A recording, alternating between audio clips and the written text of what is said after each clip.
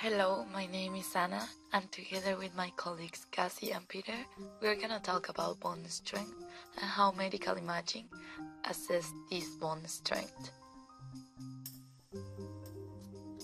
I would like to start saying that bone must be able to resist deformation so that loading is possible.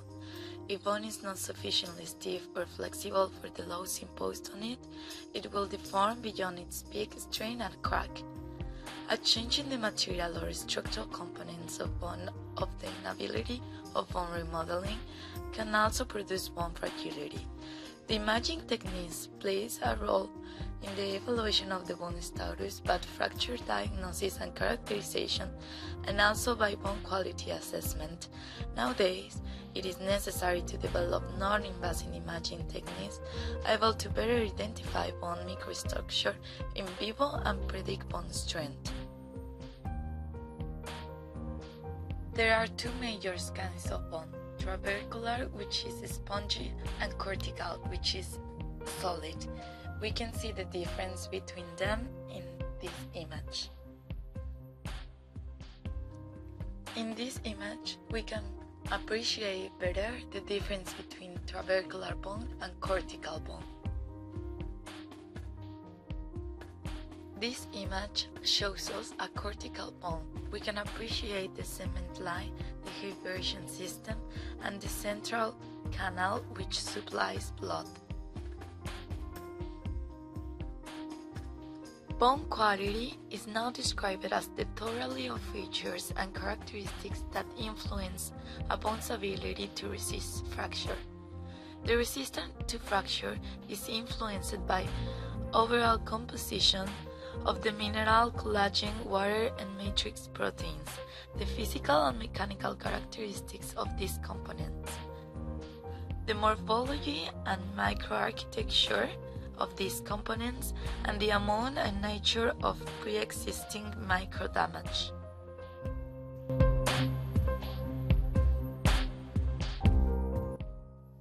The main causes of bone fragility is due to abnormal collagen, which can lead to imperfect osteogenesis and Paget's disease of bone. Another factor can be abnormal mineral, and this can cause osteomalacia. It can be also due to abnormal remodeling rate and balance, and this can cause osteoporosis, which is the most common skeleton disease, and also hyperthyroidism. Remodeling is the replacement of old tissue by new bone tissue. The first step is the activation, where the preosteoclasts are stimulated and differentiated. The second step is the resorption, where osteoclasts digest mineral matrix, or old bone. The third step is the reversal, that is the end of the resorption. Fourth step is the formation. Osteoblasts synthesize new bone matrix. And the last step is the quiescence.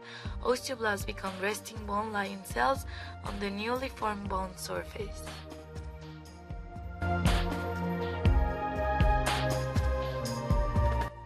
According to an analysis run by Osteoporosis Australia, 4.74 million people suffer from a form of low bone density. That's 66% of the population over 50. It is solely responsible for 140,000 fractures a year, with an expectancy to increase by 30% within the next 5 years. The total cost of osteoporosis and osteopenia has to our society in 2012 was a staggering $2.75 billion. That includes compensation for injuries at work, specialist and hospital appointments, and rehabilitation. Diagnostic imaging is only responsible for just shy of 24 million from this figure, putting it at less than 1% of the total cost of the disease. Out of the 4.74 million affected over 50, just over 1 million would have the more serious and concerning osteoporosis, with the majority being women. This is due to a low level of estrogen post-menopause, which studies have shown increased osteoclast formation, accelerating bone reabsorption. The remaining 3.7 million have a much lower than average bone density, which puts them at a higher risk of fracture or further development into osteoporosis, and is nearly evenly split across the genders. So with the majority of people over 50 being at risk, who should be tested? World Health Organization states that healthy women over 65 and men over 70 should have their bone density tested, as well as anyone who has broken a bone after the age of 50, or if they have any of the following risk factors applied to them. The risk factors include back pain with a possible fracture, height loss of 0.5 of an inch in a year or 1.5 overall, family history of osteoporosis, having a smaller frame, history of alcohol and tobacco abuse, hypothyroidism, eating disorders, surgery, or the use of corticosteroid medication over a long period of time. The gold standard for diagnosing osteoporosis is central dual X-ray absorptiometry, or the DEXA scan for short. These scans are taken of the spine or the hip.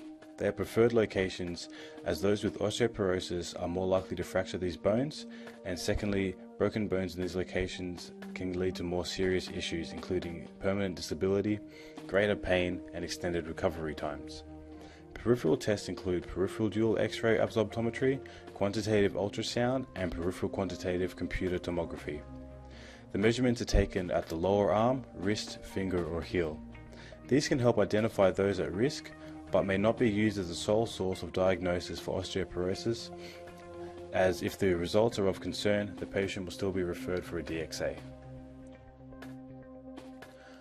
Bone density results are reported as T-scores or standard deviations compared to that of a healthy 30-year-old adult.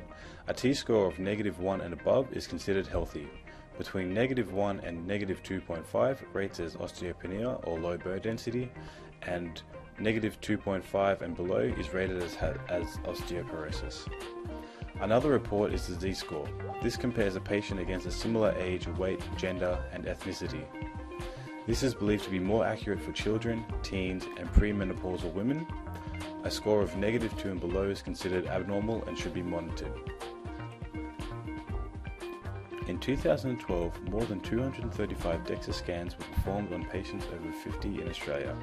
This sets the average price for a DEXA scan to be just over $100. No data has been recorded regarding peripheral scanning costs to the public.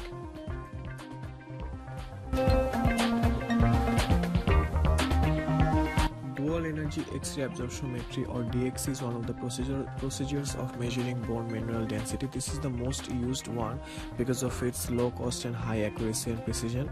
This process is used to confirm a diagnosis of osteoporosis or to identify the extent of any bone loss, and dual energy X-ray absorptiometry is also used to determine if any treatment for osteoporosis is working or not. In this procedure, X-ray beams are used to assess the bone mineral density of the patient. In the next slide, we can see a picture of normal bone and the difference between a normal bone and bones affected with osteoporosis with the help of a dual energy X-ray absorptiometry. The next procedure is the quantitative ultrasonography or QES. This process is also used because of its low cost, and the difference between QES and DXA is that there is no exposure to radiation in ultrasonography. This process takes place with the help of a frequency range from 2000 kHz to 1.5 MHz through the bone tissue, which reflects the density and the structure. Not all the body size can be measured with the help of ultrasonography. Ultrasonography can take place only in sites like phalanges, radius, humerus, and tibia. The next procedure is the quantitative computed tomography or QCT. In this procedure, the scanning takes place in two steps. The first one is initial scan and the second one is image reconstruction with the help of a mathematical data. All the CT scans are contributed to the extraction of water. The process is different because it measures the real bone density without overlapping of any other tissue. Here we can see a picture of body scan by CT.